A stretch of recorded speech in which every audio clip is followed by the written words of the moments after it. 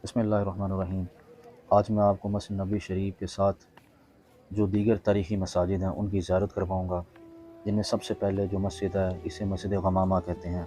यहाँ पे हुज़ूर पाक सल्लल्लाहु अलैहि वसल्लम ईद की नमाज़ अदा फ़रमाया करते थे, जिनमें ईद उल फ़ितर, ईद उल अज़हा और नमाज़ इस्तिस्क़ा शामिल है।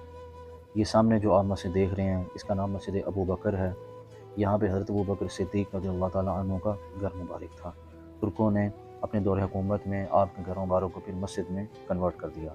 ये सामने हज़रत अली उल मुर्तज़ा शेर खुदा की मस्जिद है। यहाँ पे हज़रत अली का घर था और सैयदा फ़ातिमा ज़हरा सलामुल्लाह अलैहा शादी के बाद इसी घर में तशरीफ़ लाई थी। बाद में फिर एक सहाबी के साथ इस घर को इंटरचेंज करके वो यहाँ शिफ्ट हो गए और हज़रत अली उल मुर्तज़ा मस्जिद नबी के साथ जो घर था वहाँ पे मुंतकिल हो गए। और ये मस्जिद उमर है, यहाँ पे हज़रत उमर रज़ियल्लाहु ताला अन्हु का घर मुबारक था।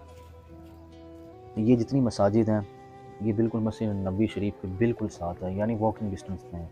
आप पैदल भी जा सकते हैं।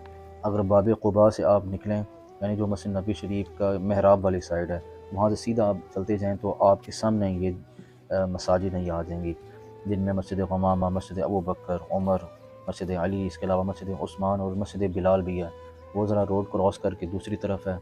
और ये जो 3 मसाजिद हैं ये मस्जिद नबवी के बिल्कुल साथ हैं।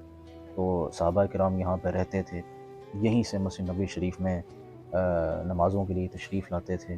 बड़ी बाबरकत जगह हैं ये, दुआ की मकबूलियत की जगह हैं। तो इंशाअल्लाह अभी मैं यहाँ पे नवाफिल अदा करूँगा और फिर हम मुल्क व मिल्लत के लिए और उम्मत के लिए दुआ करेंगे।